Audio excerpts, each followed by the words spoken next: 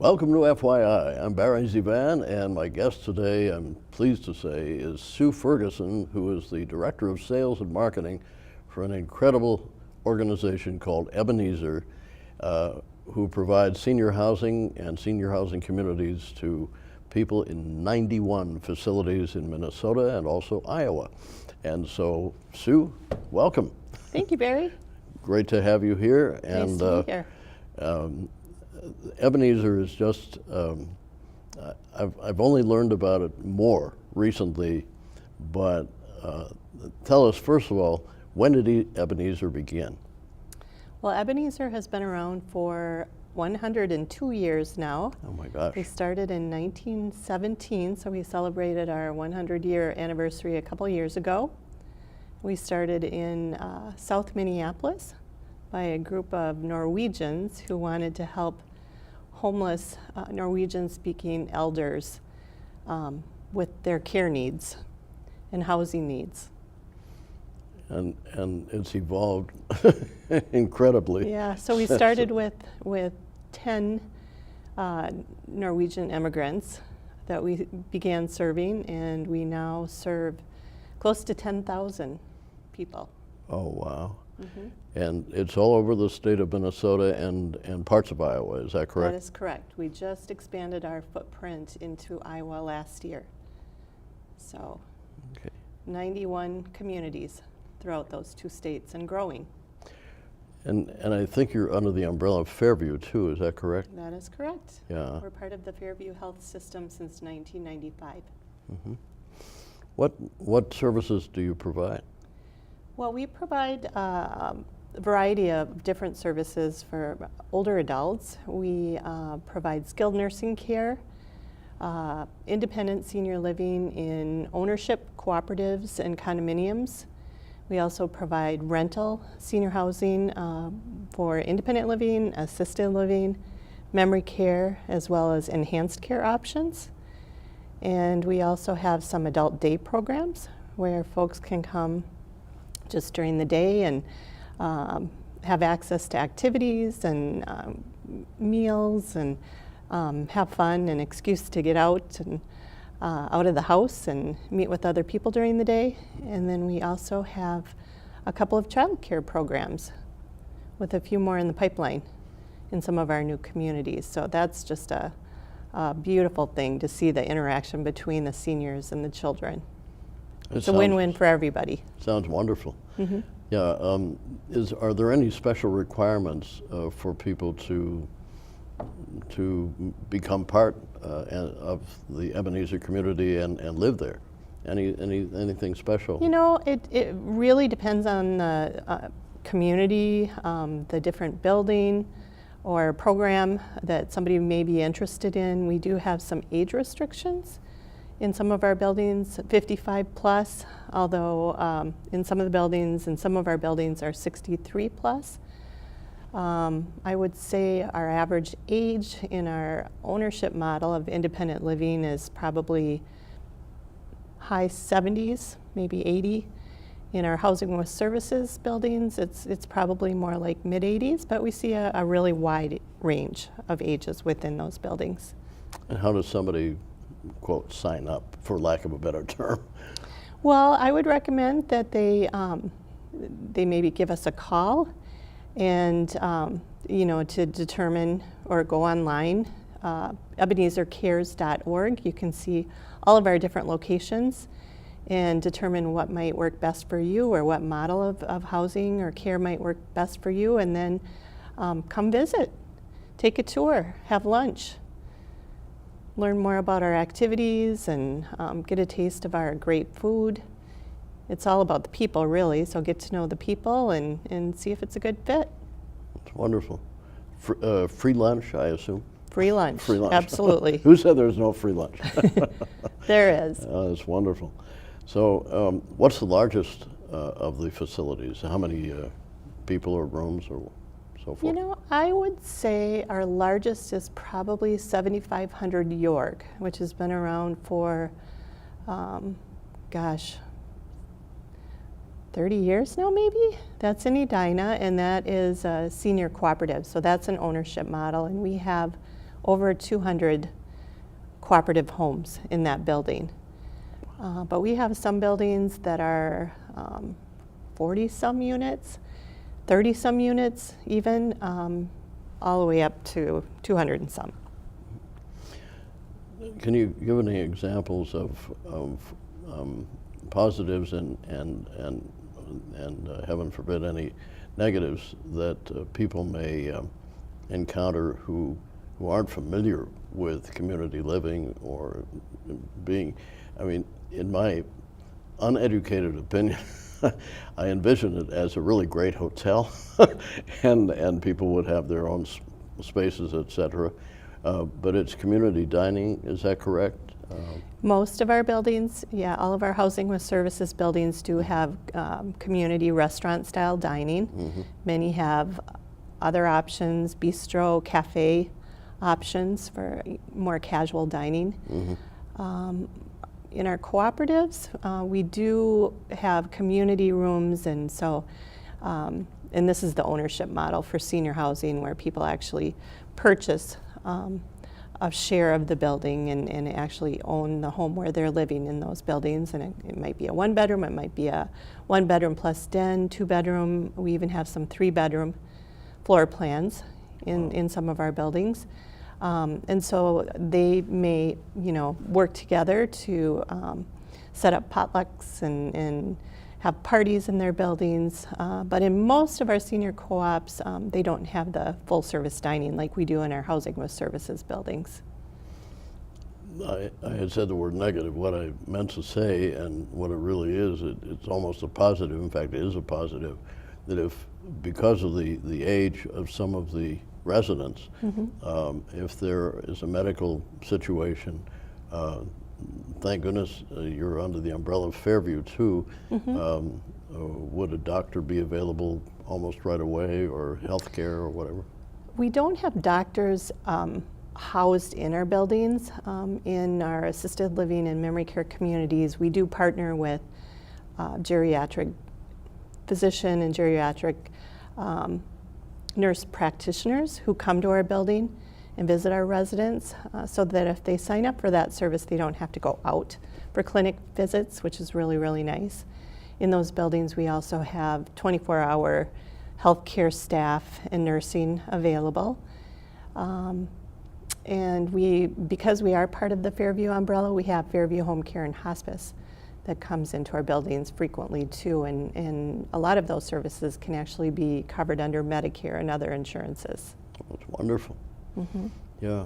As far as the longer term ongoing services that we provide within our buildings, long-term care insurance policies can pay for some of those services if they have it. There are veterans benefits that can pay for assisted living services. So a lot of different options. Sounds like everything's been covered. It's wonderful.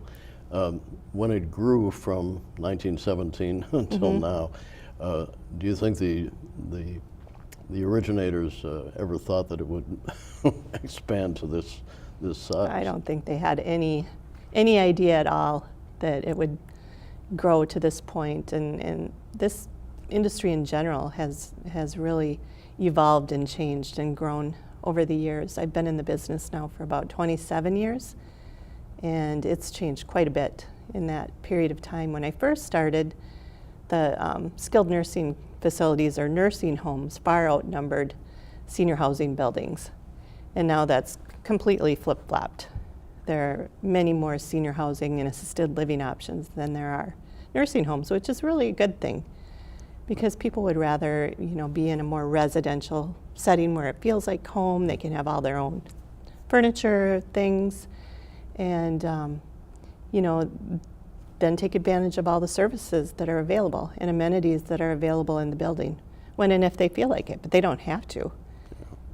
Do you have an idea of when this evolved into senior housing? Because everything is dictated by culture a lot. And so I guess for those of us, I'm 81, 8100 actually, but no, but they say the 81 is the new 60, and that people of my age and older think in younger terms. And so we do feel that, hey, guess what? Don't put me out to pasture. So it sounds like Ebenezer's facilities, the community housing,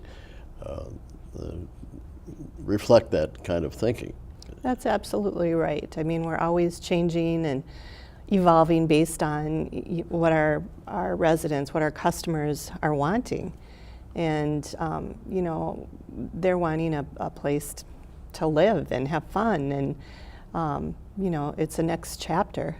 You know, I think a lot of people, when they think about senior housing, they think about the nursing homes of days gone by. And it's changed dramatically since then. We have all kinds of lifelong learning opportunities and activities that help people, you know, stay active and healthy and well. We have exercise programs, we have yoga, we have painting, we have reading clubs, we have theater outings, we have pottery clubs and woodworking and walking clubs. Just, you know, so much variety. I can't even begin to cover everything because it's very customized depending on what people are wanting in what particular community. Say a senior comes to you just for a visit, wherever, just the initial visit. Obviously, they're shown everything you offer, but do you sometimes try to guide them yourselves as to where might be the best fit? Absolutely. Yeah, we want to make sure that we're serving the people and providing whatever it is that they may want or need. So if somebody comes to, say, a community in Deep Haven Woods, and they're looking for something that maybe isn't available there, well then we're going to focus them to another community, say maybe Trails of Orono or Shorewood Landing in Shorewood, or Orchards of Minnetonka. I'm just kind of picking some communities in that West Metro area to make sure that they're in a place that will be the best fit for them, because each community kind of has its own unique nuances in terms of the amenities, the services, the types of floor plans in their apartment, activities, dining options. So there's something to, you know, that works for everybody, and we want to make sure that we're finding the right fit. Speaking of dining options, if someone doesn't want to have a meal that's been prepared already for a community dinner or lunch or whatever, are there cooking facilities in the apartments? Yes, I would say 99% of our apartment homes have full kitchens, or co-ops. All of our senior co-ops and condominiums, of course, have full kitchens too. Oh, that's wonderful. With very nice amenities and appointments in terms of finishes. So if a resident wants to, obviously they have to shop, it sounds like a sophomoric question here, but if they want to go out to a grocery store to get their own groceries and stuff, they're free to come and go. Absolutely. Yeah, it's their home. It's like living in any neighborhood. It's, you know, their community, and people can come and go. The nice thing is we have parking options, whether it's underground heated parking or nearby parking, surface parking right out in the parking lot. We also have scheduled van transportation at most of our buildings, where people can get on a van that's already heated up and have somebody else drive them to the grocery store or the local Target or mall, or take advantage of going out to lunch at a nearby restaurant or theater or museum, ball game, you name it. Lots of options. Well, that's wonderful. Yeah, any plans for Ebenezer to expand beyond Minnesota and Iowa? You know, there are some discussions about Wisconsin, expanding into Wisconsin. It is not our strategic plan to expand, you know, down to Florida or Texas or California, we really want to be very planful in terms of making sure we're able to manage our communities very efficiently and as well as we have in the past. Yeah. Do you have any special stories possibly that are uplifting about some of your residents? Oh, countless stories. I would say the two most common comments that we hear when people are making the decision to move to a senior living community are, "I'm not ready yet." People understandably are hesitant. You know, it's a big decision to make this move, especially for people who have lived in their homes for 30, 40, 50 plus years. And it's hard. It's hard for anybody to move. Mm-hmm. But invariably, once people make that decision and move into their new home and experience their new lifestyle and downsize and simplify their lives, almost everybody says, "I wish I would have done this sooner." They really are happy about the decision they've made. They meet new friends, they are engaged in the community, they're much more active, they cross a lot of things off their worry list along the way. So we just have so many wonderful stories. Family members that are just thrilled that now they can, they can be the daughter or the son again and not have to worry about being the caregiver and having to check in on their mom or dad in their home anymore. Knowing that there are people around, just in case. You know, it's good to have a plan. Oh, absolutely. And know that services are there when and if. Amen to that. Mm-hmm. Occasionally I'm reminded of things, so I insert them. So one thing about which I'm reminded is one of my agents, he was Tony Randall's agent, mm-hmm. Abby Greshler, and he and Tony and Jack Klugman owned The Odd Couple.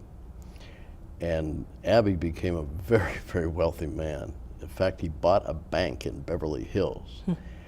And he had a 26-room mansion for him, his wife, and his dog. And I talked to Abby in his later years. And I said, "How's that mansion going?" He said, "Barry, we finally woke up one morning and said, what is this all about? Why do we need this?" And of course they had a couple of servants too, etc. So Abby, with his $1 billion bank, he and his wife moved into a 2-bedroom apartment in Beverly Hills. Of course, it was definitely not a hovel, but mm-hmm. definitely not 26 rooms. And he said, "We should have done this years ago." He said, at a point in life, and I'm sure it reflects some of the thinking of the people who live at Ebenezer's homes, you say, "Wait a minute, what's this really all about? Why do we have so much stuff?" Mm-hmm. George Carlin had a great routine about stuff. Mm-hmm. And we accumulate all this stuff, and then we get rid of the stuff, and now we have some more stuff. Right. So. And it's just stuff. It's not who we are. That's right. But it's hard to get rid of. So maybe this will incentivize some people watching to say, "Hey, wait a minute, I really don't need this, 15-room house or whatever," and move into a carefree. It sounds really, without being, maybe too simplified, but I don't think it is simplified to say it's carefree. It truly is. Yeah, it's we hear the word liberating oftentimes, yeah. Simplifying, and all that stuff can really clutter our minds too, and that's why I talk about the worry lists. You can cross things off that worry list, mm-hmm. and part of that is just thinking about all that stuff and what am I going to do with it all, and people always have the memories. They have the memories from that home and all of those things that, they can give away maybe to their loved ones or donate to those that are in need. That feels really good.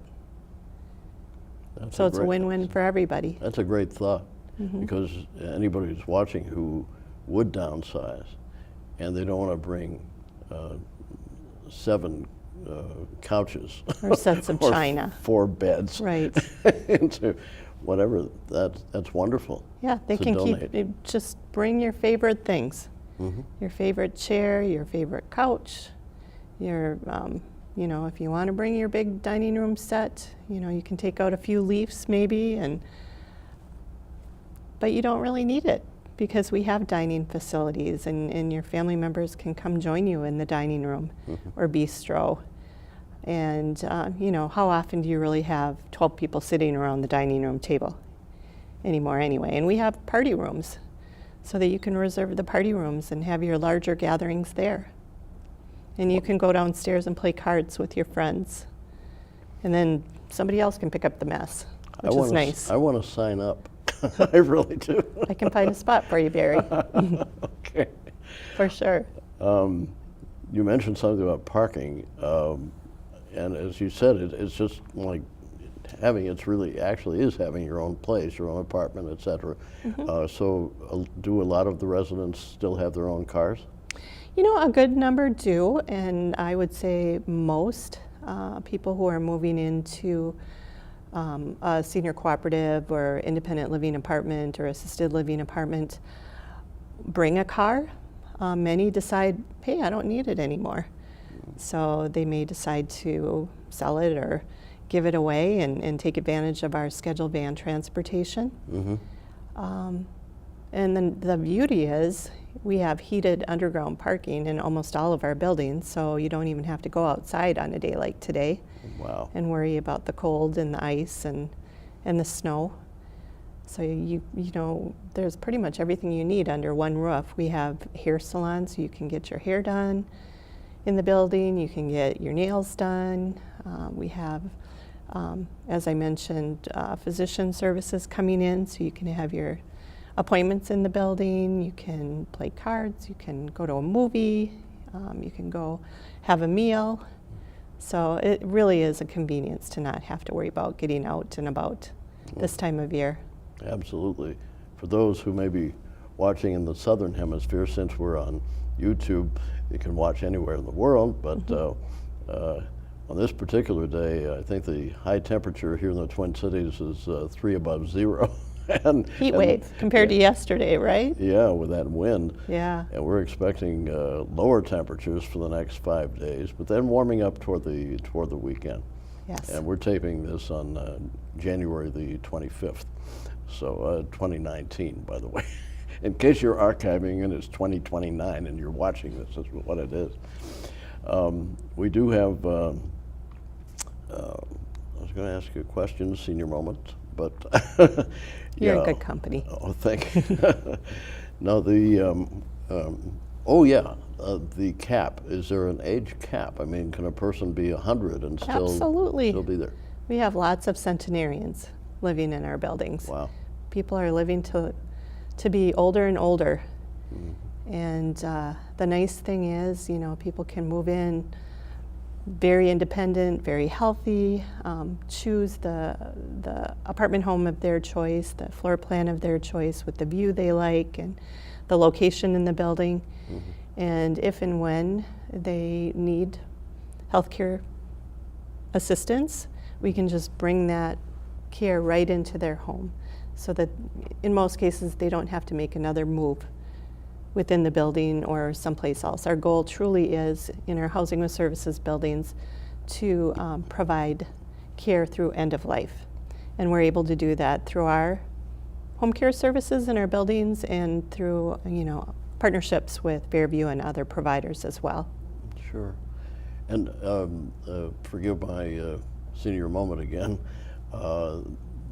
Can a person actually buy an apartment as a co-op, or is it buying and renting? Is that both available? Correct. Yeah. So in our senior cooperatives or condominiums, it's an ownership model. So people would purchase either a share of the building or the actual unit that they're living in, and then when it's time to sell, they can either they or their family can sell those homes, and they get the equity and any appreciation So would during they that go? time. Would they? Pardon me. I'm sorry for interrupting. Would that be through a realtor or through Ebenezer? Well, the people who are managing our cooperatives, our senior cooperatives, most have real estate licenses. And so they are able to help with those transactions and keep it as simple as possible. Let's see. And then for the renting, is there a lease involved? It's just a month-to-month lease Month to month. for those. Wow. So it's very flexible. Oh, that's wonderful. Yeah. What a great, No long leases to tie people down. great concept. What's the farthest north in Minnesota?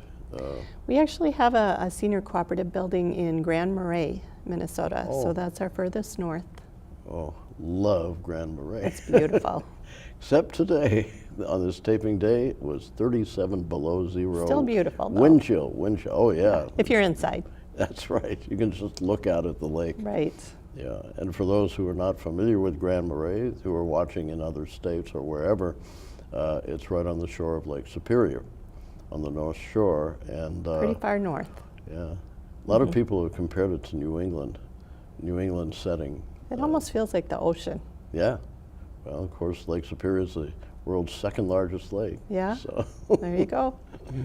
we don't want to go to the other one. I think it's too far away. It's Lake Baikal in Russia. Oh. So it's 500 miles long. But Sue Ferguson, I cannot thank you enough. Well, thank you, Barry. This has been a pleasure. My pleasure, and a pleasure for the audience to know that Ebenezer exists and has since 1917. Just a And little while. I think it's going to be around till forever. Well, It better be. I think for a while, for sure. Long time. Yes. Thanks a It's a million. great organization with great people, and that's what it's all about. Yes, you're one of them. Thank you. Thank you, ma'am. And now it's time for my shameless plug. Sue actually has a copy of this shameless book. It's my autobiography, and Jerry Stiller urged me to write it. And Jerry's now 90 years old, by the way, but still in his original apartment in New York. But I think if he was here in Minnesota, he would probably want to be in one of the Ebenezer senior communities. Anyway, it's called Barry ZeVAN, My Life Among the Giants. It's endorsed, I'm very blessed to say, by Vice President Mondale on the back and Sam Donaldson. Sam Donaldson was just on television here last night, giving a tremendous recap of what he thinks is happening today in the world and the United States. But anyway, it's available on Amazon, and just look up my name on Amazon and you can see it, and hopefully you'll see that it's more than just about weather reports. It's a history almost of the entire broadcasting industry and show business, and hope you enjoy it. Again, thanks to Sue Ferguson, the sales and marketing director for Ebenezer, and we hope to see you again next time.